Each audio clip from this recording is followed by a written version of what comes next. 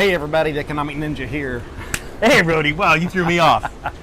Hey, we're here in Puerto Rico, coffee. and it is absolutely beautiful if you can't tell from behind us. And there's a lot of people that are getting prepared, and they're watching these prepper channels. I'm serious.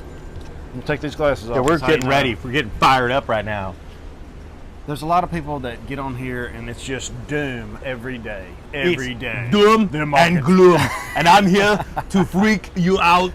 Sorry, that's it. I had to do it. It's good. That's every day. This is happening. I can't believe it. You know, guys, we've had this trip planned for a year, or maybe 8 months. Yeah.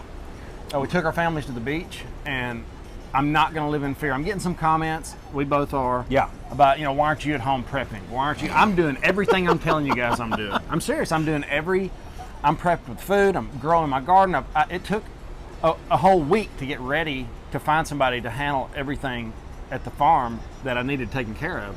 But I refuse to live in fear. Not only that, you've been getting ready for a long time. There's a lot of people that are just now starting to figure out what's going on. Well, no, I mean, I'm ready. I have people taking care of my chickens. I have people looking after my garden. I've got people, taking care of the dogs. Yep. It's a bigger deal than just to run off and leave. But you know what's interesting? What? A lot of people that say they're preppers and have channels they're doing nothing. They're only selling a line. Yeah, and sad thing is, quite frankly, we know of some people that are out there on YouTube right now that are literally just enjoying the revenue of putting out fear, doom and gloom, and they're living a totally different life, like with their mom.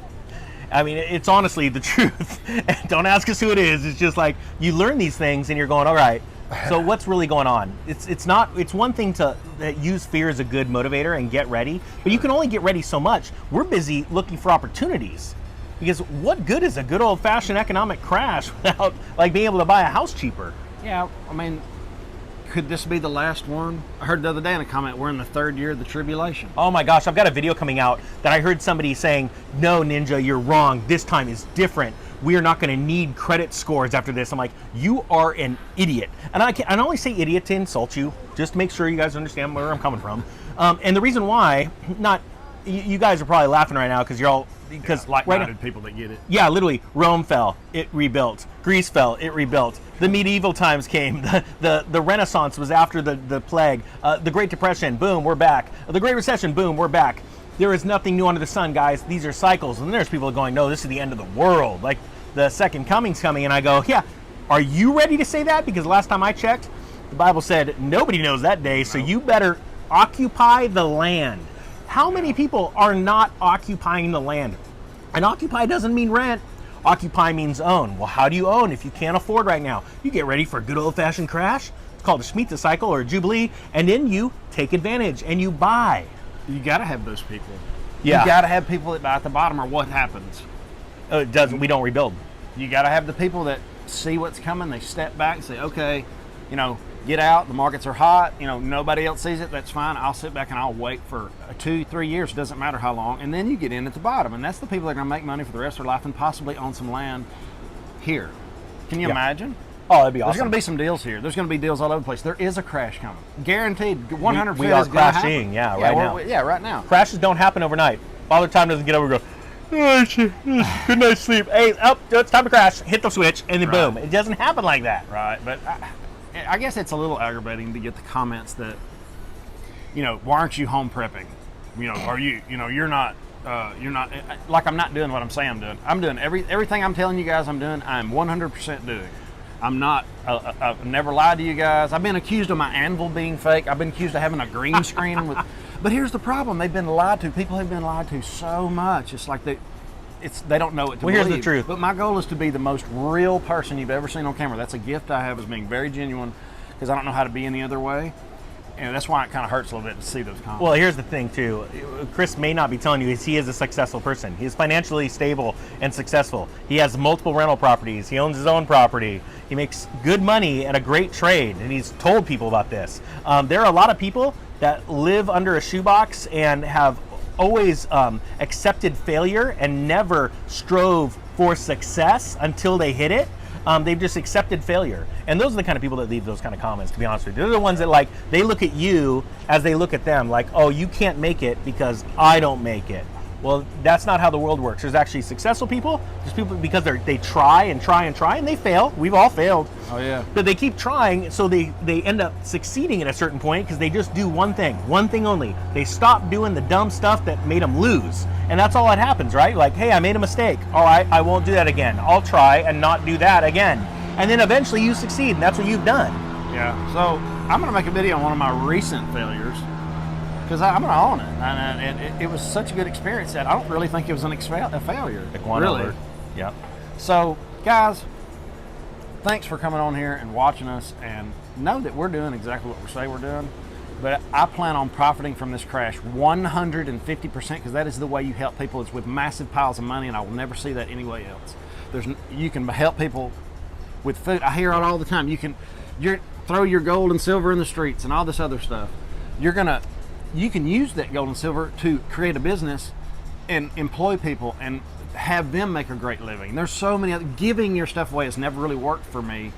No, that gold and silver in the streets thing is really funny because that keeps coming up, and it's the craziest line ever. It's from a book that talks about in the last days when everything's gone to crap, and I mean that like in a biblical sense, and people finally go, their whole life they'd strive for riches and nothing else, and they go, it's worthless, I might as well throw it in the streets. That is an actual event that happens. Well, guess what? That event hasn't happened for the last 1,000 years. So there are a lot of people, even hundreds of years ago, that said that exact same thing, and guess what they were? No doubt. Wrong. Yeah. They went to their grave being wrong. So what do you want to do? Do you want to be prepared and ready for opportunity? Do you want to occupy the land, or you just want to be a tenant? You just want to be a squatter, a renter? You just want to get through life just getting by, and then you die. Like, who wants that? I've been there. I've kind of thought, okay, this is it. This is the big one, and it wasn't. Yeah. It's like I thought that too. I didn't buy Bitcoin at $3,500. Wish I Yeah. would have. I will never make that mistake again. Learned a lot then. I was supposed to buy Bitcoin at $40. I didn't buy it till it was 500. So I know that feeling. I mean, it's ugh. And a lot of people look at me like, oh, I wish I would have been you. I'm like, no, I wish I would have been the guy at $40. Yeah. So how do you do that? You just $1. keep going. You keep, striving for greatness. You keep trying. And we're precious metals guys too. The Bitcoin for me is a speculation. Yeah. And that's a good way to further your precious metals holdings. Just like gold miner stocks. And I'm going to be jumping up and down and doing the moonwalk on the anvil about gold miner stocks because I feel like I know, nothing's for sure, but when we run out of physical, what do they have to do? Okay, but you do know because all of history, especially in the last 50 years, has proven what's happened with mining stocks every time gold goes up. I know, but that's it. It's like, but that's the thing. At that point, when everything's going up, then you have bubble 2.0. And that's what we've been talking about. That's something you got to be really careful because everything's going to go up. Just like when cryptos go up, all cryptos go up. It'll be the same thing with mining stocks. I just hate to talk about everything going up while everything's going down because I hate to make predictions because everybody that does is usually wrong. Oh, yeah. So there's no time involved, but just know we run out of precious metals just about every time the price starts to go up. We can't get them. Yep. I have new people buying every day. People are buying precious metals, new buyers that have never held an ounce. As soon as they get an ounce in their hand, they want more because they understand that's sound money. God only put enough in the earth. He only put so much in the earth, and that's what we get to use. And they're mining it, and they're not getting as much. It's harder to mine. So, well, the truth is most hedge funds and retirement accounts, they cannot actually buy physical metal. So they immediately run to mining stocks. That's why the volume. And today, to say that compared to 1980, we saw mining stocks go from $2 to $200. Some went from $2 to $1,000. Huge rates of return, right? There's so much more money involved in the stock market now. The rate of return could be insane, parabolic. But the sad thing is there's going to be some scammers. So that's why we're trying to weed out those nowadays because the volume push is going to be intense. That's what I really want to find the best ones. But guys, they all look good. Yeah. I mean, it's crazy. They all have a pot of gold at the end of the rainbow. So there's going to be some failures. But here's what I'm thinking. When the price goes up, all ships rise with the tide. Yep. And that's when it's your job to start selling and start wiggling out. But it's going to be the next bubble.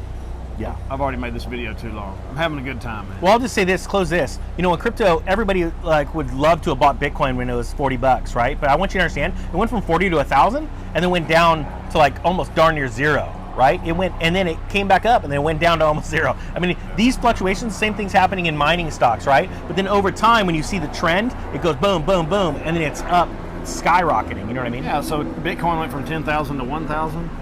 It's going to go from 100,000 to 10,000. Oh yeah. You know, Yes, that's it will. par for the course. That's the asymmetric side. And we both still own Bitcoin. Absolutely. A lot of people are like, why aren't you selling? It's like, because you just don't know the future. All I care about is I'm going to sell in the green someday when I want to. My timing is awful. Yeah, mine That's is why I too. didn't sell. Yeah. So guys, have an awesome day. The Economic Ninja is out. Later.